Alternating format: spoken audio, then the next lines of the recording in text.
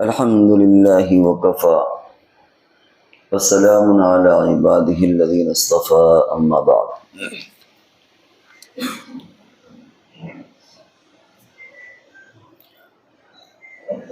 دنیا میں جو حالات اس وقت چل رہے ہیں وہ ہمیں دکھنے میں کچھ اور نظر آ رہے ہیں اور حقیقت کچھ اور ہے۔ نبی اکرم صلی اللہ علیہ وسلم نے پیشین گوئی فرمائی کہ قرب قیامت میں ایک بڑا دجال آئے گا۔ ویسے تو آپ نے 30 دجالوں کا ذکر کیا ہے، لیکن یہ سب چھوٹے چھوٹے دجال ہوں گے۔ بڑا دجال جو قرب قیامت میں آئے گا اس کی خاص علامتیں بھی حدیث کے اندر بیان کی گئی ہیں کہ وہ ایسا ہوگا، ایسا ہوگا، ایسا ہوگا۔ اور دجال یہ دجل سے بنا ہے۔ دجل کہتے ہیں فریب، دھوکہ دے دینا، نظر کچھ آئے حقیقت کچھ اور ہوگی۔ جو ہمیں نظر آ رہا ہوگا وہ حقیقت نہیں ہوگی، اور جو حقیقت ہوگی وہ ہمیں نظر نہیں آ رہا ہوگا۔ اس وقت دنیا میں بہت سے ملک آپس میں ایک دوسرے کے ساتھ برسر پیکار ہیں۔ روس اور یوکرین کی لڑائی چل رہی ہے، ہمیں نظر ہی آ رہا ہے، اللہ جانے اس کے اندر حقیقت کیا ہے، کون ملک کس کے ساتھ ہے، کیا سیاست چل رہی ہے، کیا اس کے نتائج ہوں گے، کیا اس کا انجام ہوگا، یہ سب ہمیں پتہ نہیں ہے، اور ہم شاید اس تہ تک نہ پہنچ پائیں۔ تو حقیقت کچھ ہے، نظر کچھ آ رہا ہے۔ جو حقیقت ہے وہ نظر نہیں آ رہا، نہیں آ رہی، جو نظر آ رہا ہے وہ حقیقت نہیں ہے۔ اور ان سب چیزوں کی اطلاع حضور علیہ السلام نے ہمیں پہلے دے دی، اس لیے ہمیں گھبرانے کی ضرورت نہیں ہے۔ اگر اچانک یہ حالات اس طرح کے آتے تو ہمیں گھبراہٹ ہوتی کہ یار یہ سب کیا ہو رہا ہے، لیکن چونکہ نبی اکرم صلی اللہ علیہ وسلم نے سب کچھ پہلے بتا دیا ہے، اس طرح کے حالات آئیں گے۔ اب جب کوئی نئے حالات آتے ہیں تو ایک ایمان والے کا ایمان اور مضبوط ہوتا ہے کہ یہ تو وہی بات ہے جو حضور صلی اللہ علیہ وسلم نے 1400 سال پہلے جس کی پیشین گوئی کی تھی، تو مزید اس کے اندر پختگی آتی ہے، ایمانی قوت اور پیدا ہوتی ہے کہ اس میں گھبرانے کی ضرورت نہیں ہے۔ میڈیا کا فتنہ ہے، موبائل کا فتنہ ہے، پروپیگنڈے کا فتنہ ہے، اسی پروپیگنڈے کا ایک حصہ اسلاموفوبیا ہے کہ اسلام کی شبیہ اس انداز میں پیش کی جائے کہ لوگوں کو دہشت ہو، شکل بگاڑ کر کے، شبیہ بگاڑ کر کے پیش کی جائے کہ اسلام تلوار کے زور سے پھیلا ہے۔ جہاد کا یہ مطلب ہوتا ہے۔ اب لوگ یہ سوچتے ہیں کہ اگر دنیا میں اسلام آ گیا تو دوسروں کو سب کو ختم کر دیا جائے گا، ان کے یہاں تو بس وہی جہاد، تلوار، مار کاٹ، یہی سب ہے، حالانکہ حقیقت کا اس سے کوئی تعلق نہیں ہے۔ نبی اکرم صلی اللہ علیہ وسلم نے جتنی جنگیں لڑی ہیں وہ تعداد موجود ہے کہ کتنے لوگ اس میں قتل ہوئے، کتنے لوگ اس میں مارے گئے، اور دنیا کی دوسری تاریخیں بھی موجود ہیں، ان میں کتنے لوگ بے قصور مارے گئے، انسان اس کا تجزیہ کر سکتا ہے۔ لیکن ایک پروپیگنڈا کا دور ہے۔ کسی زمانے میں داڑھی، ٹوپی، کرتا اور پاجامہ ایک شرافت کی پہچان ہوتی تھی، علامت ہوتی تھی۔ آدمی کے ذہن میں جو ایک تصور آتا تھا وہ خاص طور سے جب کسی آدمی کو دیکھتا تھا اس طرح تو اس کے ذہن میں کہ شریف انسان ہے، اور اگر شریف انسان کی تعریف اور ڈیفینیشن کی جائے تو اس کے ذہن میں یہ ایک حلیہ اور یہ ایک خاکہ آ جاتا تھا۔ امانتیں لوگ ایسے لوگوں کے پاس رکھاتے تھے۔ اگر کبھی بڑے لوگوں کو کہیں باہر جانا پڑتا تو کبھی کبھی لوگ اپنے بچوں کو ان کے حوالے کر دیتے، بچیوں کو ان کے حوالے کرتے کہ بھائی ہمیں آپ پر بھروسہ ہے، یہ ہماری امانت ہے اور یہ ہمارے بچے ہیں یا ہماری بچیاں، ہمیں معلوم ہے کہ آپ کے پاس سیفٹی کے ساتھ رہیں گی، لیکن آج اس چیز کو اتنا غلط فہمی کے ذریعے سے ایسی شبیہ بگاڑی گئی کہ اب جب داڑھی اور ٹوپی کا تصور آتا ہے تو کیا محسوس ہوتا ہے؟ آتنکی، ایسے کارٹون بنائے جائیں گے، ایسا ایک دنیا کے اندر اس طرح ان چیزوں کو پھیلایا گیا کہ جب بھی آتنکی تو وہ داڑھی تو ٹوپی کرتا اور پیجامہ کا تصور ہوتا ہے، حالانکہ حقیقت کیا ہے دنیا اسے جانتی ہے کچھ نہیں۔ تو اس لیے جو کچھ بھی اس دنیا کے اندر ہو رہا ہے وہ سب عجیب و غریب ہے، اور ان سب چیزوں کی اطلاع ہمیں پہلے سے نبی اکرم صلی اللہ علیہ وسلم نے دے دی۔ حدیث میں آتا ہے کہ آپ نے فرمایا کہ قرب قیامت تمہارے جوتے کا تسمہ بولے گا، پھیتا بولے گا، ہاتھ جوتے کے جو انگوٹھے میں جس میں آپ پٹا ڈالتے ہیں وہ بولے گا، اپر بولے گا۔ مراد یہ کہ ظاہر ہے کہ نبوی الفاظ ہوتے ہیں، کہنے کا ایک انداز ہوتا ہے، مراد یہ کہ تمہارے جوتے، تمہارے جسم میں پہنے جانے والی چیزیں، وہ جوتا ہو، چپل ہو، چشمہ ہو، قلم ہو، کرتا ہو، پائجامہ ہو، کوٹ ہو، پتلون ہو، یہ چیزیں بھی بولیں گی، یہ چیزیں بھی تمہیں کیا ہوا ہے سب کچھ بتائیں گی۔ اور آج یہ سب کچھ ہم ہوتا ہوا دیکھ رہے ہیں۔ آپ نے فرمایا کہ تمہارے گھر میں جب تم سفر میں جاؤ گے، واپس آؤ گے تو یہ ران، یعنی تمہارے اگر گھر میں بیوی ہے، بچے، ان کے جسم تم سے بولیں گے، بتائیں گے کہ کیا گھر کے اندر ہوا، تمہارے نہ رہنے پر کیا ہوا۔ اسی طرح آپ نے فرمایا کہ دیواروں سے آواز آئے گی، گانوں کی آواز آئے گی، تو وہ زمانہ تو پیچھے جا چکا، ہم اس سے آگے زمانے میں چل رہے ہیں۔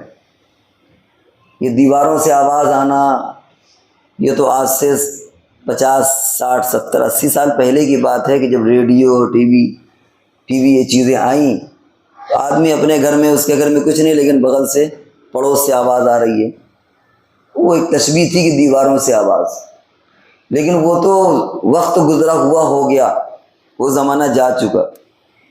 اور ایڈوانس ٹیکنالوجی میں داخل ہو گیا ہے کہ تمہارا جسم بولے گا، تمہارے کپڑے بولیں گے، اور اس کا کچھ مشاہدہ ہم یہ CCTV کیمرے کے اندر کرتے ہیں۔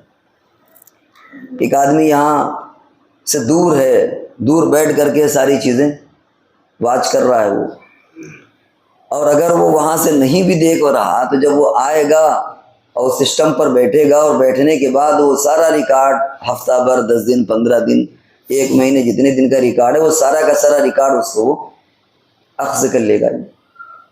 یہ وہی چیزیں ہیں کہ تمہارا جسم تمہاری ساری چیزیں گواہی دیں گے، اور کیا بعید کہ آگے جیسے کہ باتیں چل رہی ہیں کہ تمہارے جسم میں ہی کوئی ایسی چپ لگا دی جائے گی جو تمہارا پورا بایو ڈاٹا ہوگا، پھر کسی آدھار کی اور کسی ان چیزوں کی بھی ضرورت نہیں ہوگی، آپ کے بدن میں چپ لگائی گئی، بس آپ کمپیوٹر کے سامنے کھڑے ہوئے، وہی آپ کا پاسپورٹ ہے، وہی آپ کا آدھار ہے، وہی آپ کا ساری کی ساری کائنات اور پوری دنیا آپ کی اسی میں چھپی ہوئی ہے۔ تو آپ اگر اس زمانے میں کہتے ہیں کہ ایک وقت آئے گا کہ CC کیمرہ ہوگا، تو صحابہ کو سمجھ میں نہ آتا، کیونکہ انہوں نے CC کیمرے کو دیکھا نہیں۔ زمانہ دھیرے دھیرے تبدیل ہوتا ہے، کروٹ لیتا ہے، لیکن آپ نے اشارے دے دیے کہ تمہارے جسم کے کپڑے اور خود تمہارا جسم بولے گا، جوتوں سے اشارہ تمہارے جسم کے کپڑے، تمہارے آلات، تمہاری یہ چیزیں، اور ران جو کہا تمہاری ران بولے گی، تمہاری شرمگاہ جواب دے گی، اس سے مراد ہے کہ وہ انسان کے جسم کے اندر جو چیزیں ہوں گی وہ سب کی سب۔ تو یہ اس زمانے کے اندر سب کچھ ہو رہا ہے، اور کچھ ہوگا جو ہماری آنے والی نسلیں دیکھیں گی۔ تو اس وقت کا جو فتنہ ہے وہ ایک فون، یہ ایک بہت بڑا فتنہ ہے، اور لوگ یہ کہہ دیتے ہیں کہ زیادہ فون مت دیکھا کرو، حالانکہ حقیقت یہ ہے کہ جتنا ہم فون کو دیکھتے ہیں اس سے کہیں زیادہ فون ہمیں دیکھ رہا ہوتا ہے۔ ہمیں سوچ رہے ہیں کہ ہم فون کو دیکھ رہے ہیں، لیکن فون ہمیں دیکھ رہا ہوتا ہے۔ وہ کیسے؟ وہ اس طرح کہ آپ تو فون کی اسکرین پر جو ٹھیک ہے دیکھ رہے ہیں، لیکن فون ہمیں پڑھ رہا، ہمیں دیکھ رہا، وہ یہ دیکھ رہا ہے کہ ان کو کیا چاہیے، وہ آپ کو شو کر دیتا ہے۔ اس سے پہلے بھی ہم نے باتیں کہی کہ آپ کو اگر یہ دیکھنا ہے کہ ہمارا بیٹا اور ہماری بیٹی فون میں یوٹیوب ہے، اسی طرح فیس بک ہے، انسٹاگرام ہے، وہ کیا دیکھ رہے ہیں کیا نہیں دیکھ رہے ہیں تو آپ ان کا فون لیں اور یوٹیوب کو اوپر نیچے اسکرول کریں، جو چیزیں زیادہ آ رہی ہیں سمجھ لیجئے کہ وہی چیز ہمارے بچے زیادہ دیکھتے ہیں۔ فیس بک آپ لیں، اوپر نیچے اسکرول کریں، جو چیزیں زیادہ اس میں ہے سب، کیونکہ فون ہمیں دیکھ رہا پڑھ رہا ہے کہ اس کو چاہیے کیا، وہ ہمارے دماغ کو پڑھ رہا ہے کہ اس کو قرأت سننا ہے، تقریر سننا ہے، کرکٹ دیکھنا ہے، فٹ بال دیکھنا ہے، یا کوئی فلمیں دیکھنا ہے، یا اوریاں تصاویر دیکھنا ہے۔ جو آپ دیکھیں کہ اس میں آ رہا ہے، اس کا مطلب ہے کہ اس نے ہمارے دماغ کو فون نے پڑھا کہ ان کو یہ چاہیے، ہماری ڈیمانڈ اس نے پوری کر دی۔ تو ہمیں یہ مغالطہ ہے کہ ہم فون کو دیکھ رہے ہیں، فون ہمیں سرچ کر رہا ہے، کیا دیکھ رہے ہیں، کتنی دیر دیکھ رہے ہیں، کن سائٹوں کو کتنی بار ہم نے ٹچ کیا، کن کو ہم نے بائی پاس کر کے نکل گئے، کن کو ہم نے 1 منٹ دیکھا اور کن چیزوں کو ہم نے 5 منٹ دیکھا، وہ سارا کا سارا ڈیٹا اس فون کے اندر موجود ہے، سائٹ کے اندر موجود ہے۔ تو اس لیے ہمیں اپنے آپ کو بچانے کی بھی ضرورت ہے، یہ ساری چیزیں ہو رہی ہیں۔ اور ایسے وقت میں 2 باتیں ہوتی ہیں، کیا ہو رہا ہے اور ہمیں کیا کرنا ہے۔ جو کیا ہو رہا ہے وہ آپ کے سامنے ہے اور مایوس ہونے کی ضرورت نہیں ہے۔ دوسرے کہ ہمارا اس میں مقصد کیا ہے، کرنا کیا ہے۔ اس میں 2 چیزیں ہیں، تعلیم اور تربیت، اور یہ ہمارا جسم 4 چیزوں سے مل کر کے بنا ہے، جسم، عقل، دل اور روح، جس کو ہم کہہ سکتے ہیں کہ body, mind, heart and civil. یہ ان کی تربیت کی ضرورت ہے، ہمیں ابھی آنے والی نسلوں میں کیسے ہم تربیت کریں۔ اور ہر زمانے میں تربیت کا انداز الگ ہوتا ہے۔ پرانے زمانے میں جس انداز کے کھیل تھے اب وہ کھیل نہیں ہیں۔ پہلے کنچے، گلی ڈنڈا اور وہ کپڑے کی گیند اور وہ کری اور پہیا، اور بلکہ سائیکل کا ٹائر ہی لوگ ایک ڈنڈا لے کر کے گھما رہے ہیں، اور کبڈی اور سب چیزیں۔ پھر زمانہ نے اور کروٹ لی، اب ہوتے ہوتے ہوتے ہوتے کہیں سے کہیں پھر کرکٹ آیا، اور آؤٹ ڈور گیم اور انڈور گیم۔ اب وہ ہر چیزیں اسی طرح تربیت کا بھی انداز، پہلے جو زمانے میں تربیت کا انداز تھا اب وہ نہیں، اب جو ہے وہ ہمیں یہ دیکھنا ہے کہ ہمیں اپنے نسلوں میں اگلے آنے والے زمانے میں تربیت کیسے کرنا ہے۔ ایک صاحب کا واقعہ ہے، کسی مسجد میں گئے، مسجد کھچا کھچ بھری ہوئی، انہوں نے کہا کہ ہم کو نمازی نظر نہیں آ رہے۔ لوگوں نے کہا کہ باولے ہو گئے، مسجد تو پوری بھری، آپ کہتے ہیں نمازی نظر نہیں آ رہے۔ انہوں نے کہا کہ ہاں بچے نظر نہیں آ رہے، کیونکہ اگلی نسل میں تو وہی بچے نمازی بنیں گے۔ جب وہ بچے ہی نہیں رہیں گے تو اس کا مطلب ہے کہ مسجد خالی ہے، کیونکہ ہم نے اپنی آنے والی نسل کی فکر نہیں کی۔ اس لیے رک کر کے ان بوڑھوں کو یہ بات بھی سمجھ لینا چاہیے کہ جو بچوں کو بلا وجہ کی تنبیہ کرتے ہیں۔ سوال اس کا ہے کہ بچوں سے کھیلنے میں آپ کو کیا پرابلم ہو رہی ہے؟ بچے تو بچے ہوتے ہیں، وہ اگر نہ کھیلیں تو پرابلم ہے، کھیل پرابلم نہیں ہے۔ آپ کا بچہ اگر نہ کھیلے سترا، آپ ڈاکٹر کے یہاں جائیں گے کہ یہ تو کچھ کھیل ہی کود نہیں رہا، اس کا رونا دھونا، شیطانی کرنا، کھیل کود کرنا، یہی تو اس کا بچپنا ہے۔ وہ مسجد میں بھی کرے گا، وہ حرم میں بھی کرے گا، وہ حضور کی گود میں بھی بیٹھ کر کے کرے گا۔ ایک صحابی کہتے ہیں میرے ابا مجھے حضور کے پاس لے گئے، میں کھیلنے لگا، میں پیچھے گھوما، میں نے آپ کا گریبان ایسے کھینچا اور آپ کے ختم نبوت کی اس میں کھیلنے لگا۔ تو کیا حضور نے منع کیا کہ نبی کی شان میں گستاخی کرتا ہے؟ کہاں حضور علیہ الصلوۃ والسلام کی شان اقدس، و کہاں وہ بچہ کالر پکڑ کے اس نے کھینچا اور وہ مہر نبوت کی اس میں کھیلنے لگا۔ تو بچے بچے ہوتے ہیں، بچے اگر نہ کھیلیں، شرارت نہ کریں تو ٹینشن کی بات ہے، شرارت ٹینشن کی بات نہیں ہے۔ ہمیں تو ٹینشن نہیں ہوتی، ہم نماز پڑھاتے ہیں، درس دیتے ہیں، سب کچھ، ہمیں تو کبھی نہیں بچوں سے ٹینشن ہوتی۔ آپ کو کیسے ہوتی ہے؟ بھائی آپ گھر میں نماز پڑھ رہے ہیں، گھر میں کبھی نماز میں ہوتا ہے، کبھی آپ کے سجدے کے آگے آتا ہے، کبھی پیچھے، کبھی آپ سجدے میں کہ آپ کے اوپر لگ گیا تو کیا پھینک دیتے ہیں اس کو؟ حضور کا معاملہ تو یہ تھا کہ گود میں لے لیتے تھے۔ آپ کی نواسی تھی، جب سجدے میں جاتے تھے وہ جھک جاتی تھی، جب کھڑے ہوتے تھے آپ لے، جب کہیں گر نہ جائے تو پھر آپ کندھے سے اتار دیتے۔ نماز میں آپ ایسا کرتے تھے۔ ایک مرتبہ آپ خطبہ دے رہے تھے، ادھر حسن اور حسین آئے، آپ نے خطبہ چھوڑ کر کے ان کو گلے سے لگایا اور فرمایا کہ یہ بچے جو ہوتے ہیں مجبلۃ مخبلۃ مبخلۃ مجبنۃ، لیکن یہ اللہ کی نعمت بھی۔ فرمایا کہ بچوں سے انسان بزدل ہو جاتا ہے، کیونکہ پھر ڈرتا ہے کہ یار جہاد میں جائیں گے تو کہیں مر نہ جائیں، بچوں کا کیا ہوگا، بزدل بنا دیتے ہیں۔ اور فرمایا کہ مبخلۃ، بخیل بنا دیتے ہیں، انسان بہت خرچ کرتا ہے لیکن بچوں کی وجہ سے وہ خرچ کو روک دیتے. لیکن اس کے باوجود آپ نے فرمایا کہ ریحان یہ جنت کی خوشبو ہے, یہ پھول ہے یہ. تو ہر ایک کی شان الگ الگ ہوتی ہے. میاں بیوی اگر بہت نارمل چل رہا ہے, کبھی لڑائی نہ ہو, تو اس کا مطلب ہے کہ کچھ دال میں کالا ہے, سب ٹھیک نہیں چل رہا. اس کا مطلب ہے کہ کولڈ ریلیشن ہے, وارم ریلیشن نہیں ہے. اگر کبھی کبھی کچھ کھٹپٹ ہو تو اس کا مطلب ہے کہ ٹھیک ٹھاک چل رہا. تو اس لیے اگر بچے مسجد میں نہیں آ رہے تو یہ ہمارے لیے سوچنے کا مقام ہے. آ رہے ہیں, کھیل رہے ہیں, کود رہے ہیں, ان کو کرنے دیجیے. صفوں کے آگے سے دوڑنے دیجیے. باتیں کر رہے ہیں, کرنے دیجیے ان کو. آج یہی باتیں کریں, کل یہی آئیں گے.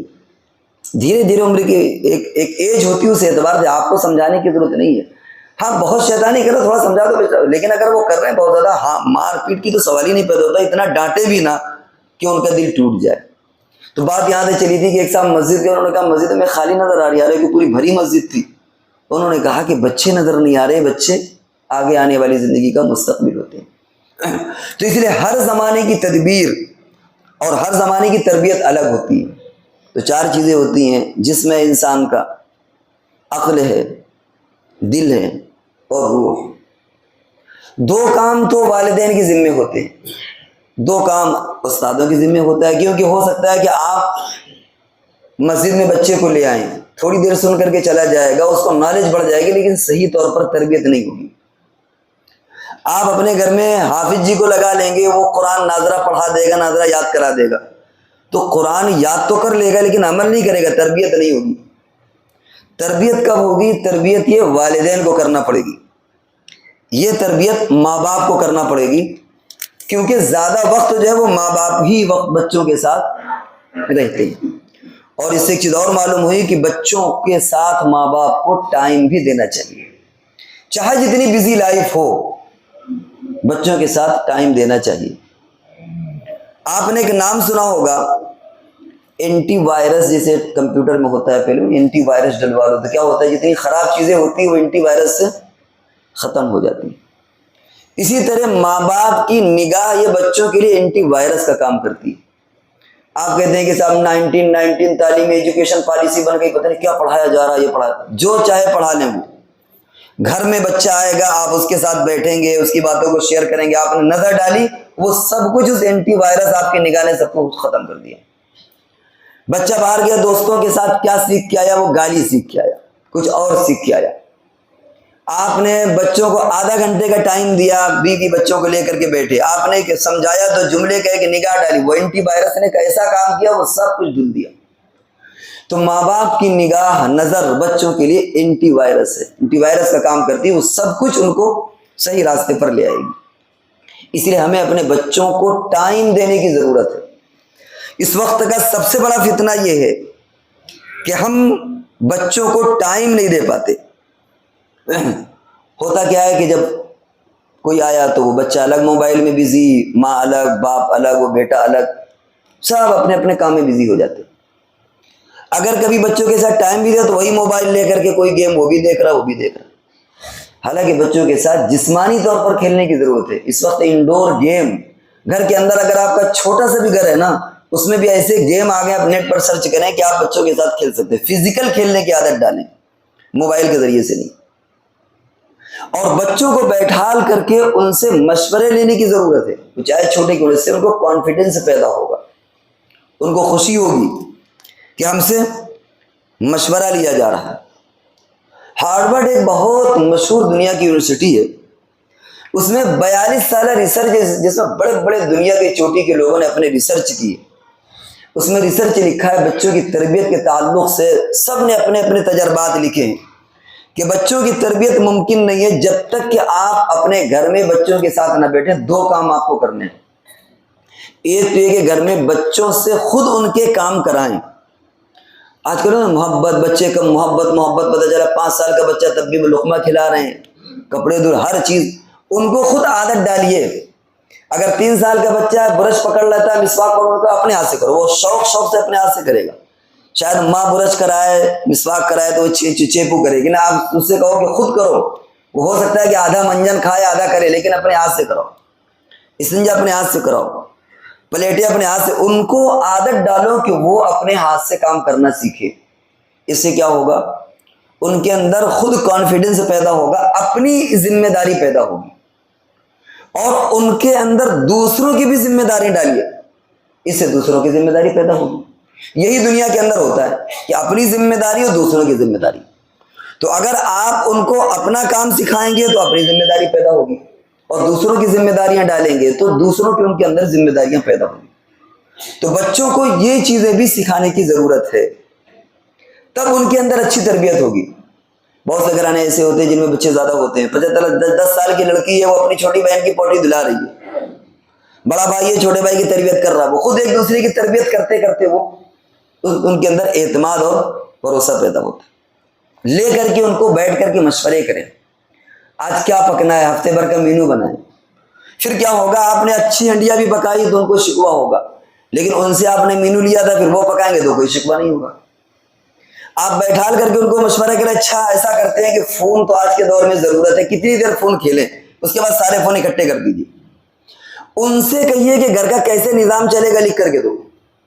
لڑکا ہے لڑکی جو 10 سال 8 سال 10 سال جو لکھ لیتے ہیں ہلکا پھلکا، ان سے تم بھی لکھو تم بھی لکھو تم بھی لکھو، بیٹھ کر کے اچھا ہاں ماشاءاللہ بہت اچھا، ایسی ایسی چیزیں آپ کو لکھ کے دیں گے کہ آپ کو بھی حیرت ہوگی کہ ہم گھر کے نظام کو کیسا بہتر چلائیں۔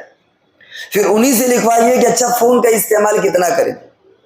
اب وہ لکھیں گے کہ صاحب اچھا آدھا گھنٹہ کریں، آپ کہیے کہ ٹھیک ہے آدھا گھنٹہ، اور ہماری طرف سے 5 منٹ 35 منٹ، لیکن یاد رکھو کہ پھر 35 سے 36 منٹ نہیں ہونا چاہیے۔ جہاں وقت ہو سارے لوگ فون لا کر کے جمع کر دو۔ اچھا یہ بتاؤ سونے کا نظام کیا ہونا چاہیے؟ اب بچوں سے پوچھیں کہ 10 بجے سویا جائے، 12 بجے سوئیں، کیونکہ سونے کا کی بھی بڑا مسئلہ ہے۔ آپ اگر 8 بجے سوتے ہیں تو اس کے الگ اثرات ہیں، 10 بجے سوتے ہیں تو الگ اثرات ہیں، صبح سوتے ہیں تو الگ اثرات، اسی لیے کہتے ہیں نا آدمی رات کا تھوڑی دیر سونا انسان کو صحت مند کر دیتا ہے، اس کی نیند پوری ہوتی ہے۔ دن بھر پورے دن لوٹتے رہیے ادھر سے ادھر تو آپ کی تکان نہیں جائے گی۔ یہ خود قدرتی نظام ہوتا ہے اللہ کی طرف سے، وقتوں کے اندر یہ تاثیر ہوتی ہے۔ تو آپ ان کو کچھ فضائل بیان کریں۔ حضور کی سنت یہ ہے کہ بھائی سوتے وقت رات میں عشاء کے بعد زیادہ غب شپ مت کرو۔ اچھا کئے بجے سویا جائے؟ اب سب کہیں اچھا 9 بجے 10 بجے، ہاں 10 بجے کے بعد دیکھو جگنا نہیں۔ پھر ان بچوں کو آپ آمادہ کریں، بیٹھ کر کے روزانہ مشورہ کریں، بیٹھا لیں کھانے پر، ایک دوسرے کے ساتھ بات کریں، اپنی اینٹی وائرس کی نظر ڈالیں، جو اسکول میں پڑھایا گیا وہ بھی صفائی ہو جائے، جو بچوں سے گندگی سیکھ کر کے آیا ماحول سے وہ بھی اس کے اندر صاف ستھرا ہو جائے۔ ان سے خود مشورہ کریں، مشورہ کرنے کے بعد اس گھر کے نظام کو بہتر بنائیں۔ اس وقت اس تربیت کی ضرورت ہے اگر ہمیں اپنی آنے والی نسلوں کو دین اسلام پر قائم رکھنا ہے۔ تو بات یہاں سے چلی تھی کہ دنیا میں ہو کچھ رہا ہے، دکھ کچھ رہا ہے، یہ دجالی دور ہے، آگے آنے والا اور اللہ جانے کیسا دور ہو، اور ہمیں ہر زمانے کی تربیت کے اعتبار سے انداز بدلنا ہے۔ اب ایسا نہیں کہ 2 ڈنڈے لگا دیے، پہلے کیا ہوتا تھا باپ نے 2 تھپڑ لگا دیے، 2 ڈنڈے لگا دیے، گھر کے باہر اسے تھوڑی دیر کے لیے نکال دیا، وہ بیچارہ وہیں ڈیلیج پر پڑا ہوا رو رہا ہے، پھر آپ نے اندر کر لیا، کبھی بھگا دیا۔ آج کیا آپ اگر بچے کو دھکا دے کر بھگا دیں، آپ بھگائیں گے 2 گھنٹے کے لیے، وہ زندگی بھر کے لیے غائب ہو جائے گا، وہ کہے گا کہ لو سوسائڈ جا کے کر لیں گے۔ آپ نے اگر 2 ڈنڈے مار دیے کہیں ڈپریشن پر چلا جائے۔ تو ہر زمانے کی تربیت کا انداز الگ ہوتا ہے۔